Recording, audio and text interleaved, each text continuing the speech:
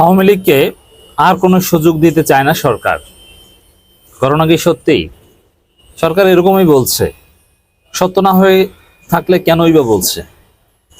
দর্শক, সরকার একটা ঘোষণা, চমৎকার ঘোষণা, দেখেন আপনি ইমপ্রেসড হবেন শুনলে।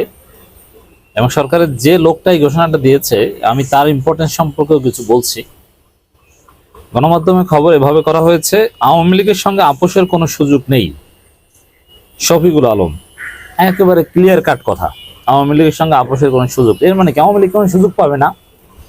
কোনো রিকনসিলিয়েশনও আওয়ামী লীগ থাকবে না? জুলাই গণঅভ্যুত্থানে অংশগ্রহণকারী শহীদ ও আহতদের রক্তের দাগ এখনো শুকায়নি।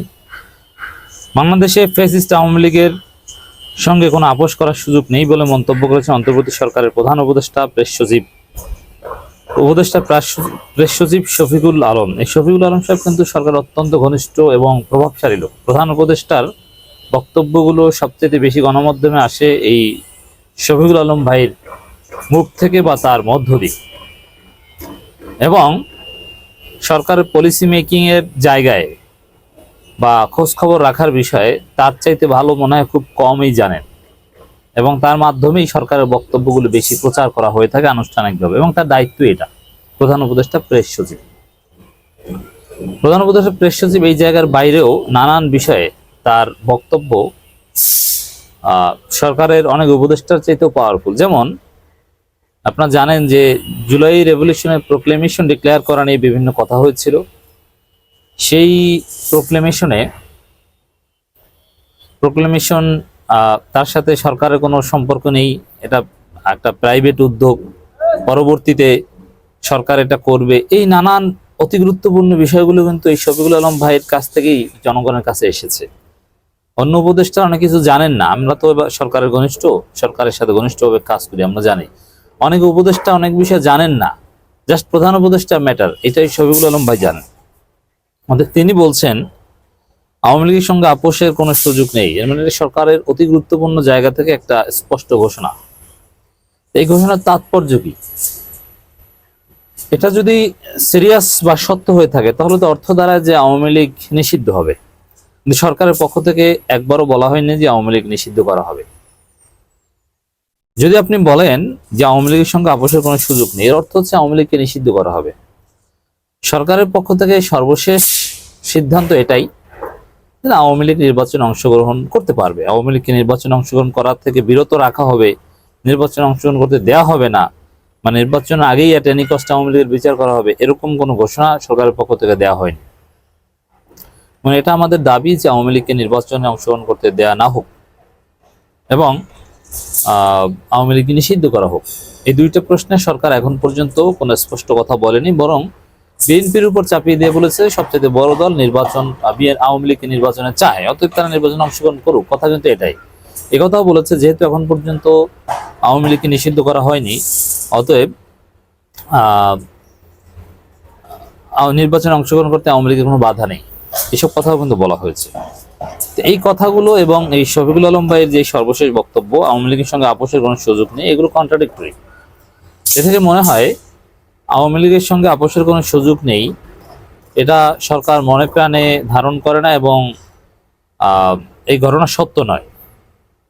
তাহলে কেন কথা বলেছে বা এই ঘোষণা দিয়েছে? এটা এই সরকারের নানান ব্যর্থতা আছে, সেগুলো ঢাকা প্রয়োজন। আর জনগণ চায় আওয়ামী লীগকে নিষিদ্ধ করা হোক, আওয়ামী লীগকে নির্বাচনে জনগণ দেখতে দেয় না। এজন্যে কিছু কৌশলগত কথা সরকারের পক্ষ থেকে বলা হচ্ছে যে আওয়ামী লীগের সঙ্গে আপোষের কোনো সুযোগ নেই। এখন আপোষের সুযোগ নেই, তারা বলবে যে আপোষের সুযোগ নেই এর মানে নিষিদ্ধ করতে হবে, এটা তো আমরা মনে করিনি বা বলিনি। এইসব কথা বলে এড়িয়ে যাবে। অতএব আওয়ামী লীগ প্রশ্নে শফিকুল আলম ভাইয়ের বক্তব্যে আমরা সন্তুষ্ট নই। আমরা সন্তুষ্ট তখনই হব যখন আওয়ামী লীগকে নিষিদ্ধ করা হবে এবং কমপক্ষে 3 মেয়াদ বা বিচার অনুযায়ী একটা নির্দিষ্ট সংখ্যক সময় তারা নির্বাচনে অংশগ্রহণ করতে পারবে না। এই নিশ্চয়তার আগ পর্যন্ত আমরা সন্তুষ্ট নই। আশা করি শফিকুল আলম ভাইয়ের এই বক্তব্যের তাৎপর্য বোঝাতে পেরে, যেটা মানুষকে খুশি করা, এটা পপুলিজম টাইপের একটা কথা। ইন রিয়ালিটি সরকারের আকীদা এটা নয়। জুলাই গণঅভ্যুত্থানে অংশগ্রহণকারী শহীদ ও আহতদের রক্তের দাগ এখন শুকায়নি। জাহাঙ্গীরনগর বিশ্ববিদ্যালয়ে একটা আলোচনা সভায় কথা বলেন শফিকুল আলম। বলেন, জাহাঙ্গীরনগর বিশ্ববিদ্যালয়ের শিক্ষার্থী শুধু জুলাই আন্দোলন নয়, বরং বাংলাদেশের সব গণ আন্দোলনে অগ্রসৈনিক।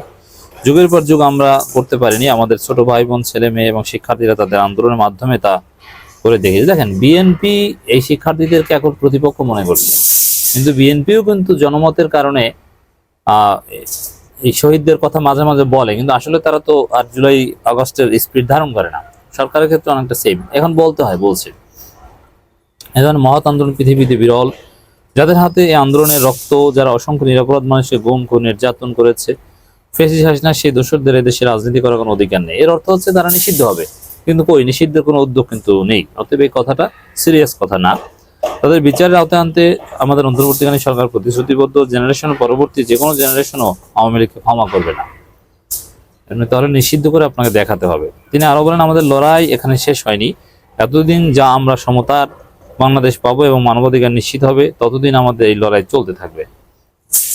আরো অনেকে কথা বলেন। 90-এর দশকে দেশি বিদেশি শক্তি মিলে নাশকতার দায় চাপিয়ে দেশের মানুষের ধর্মীয় পরিচিতি এবং জাতীয় পতাকা অপমান করেছিল। জুলাই স্মৃতি ফাউন্ডেশনের প্রধান নির্বাহী মাহবুবুর রহমান স্নিগ্ধ বলেন, আমাদের আন্দোলন এখনো শেষ হয়নি। সেম কথা বলতো। যাই হোক দর্শক, জাহাঙ্গীরনগর বিশ্ববিদ্যালয়ের অনেক গুরুত্বপূর্ণ লোকজন কথা বলেছে, কিন্তু দিন শেষে কথা এটাই বলতে চাই যে আওয়ামী লীগ প্রশ্নে আওয়ামী লীগের সঙ্গে আপোষের সুযোগ নেই, তাদের রাজনীতি করার অধিকার নেই। এই কথাগুলো একটা পলিটিক্যাল রেটরিকের মতো, এটাকে আমি বাস্তবসম্মত বলছি না। যখন সরকার ঘোষণা দেবে যে আওয়ামী লীগ নিষিদ্ধ করা হবে বা উদ্যোগ নেবে যে তারা নির্বাচনে অংশগ্রহণ করতে পারবে না, তখনই আমরা বলবো যে না, সরকার is on the right track.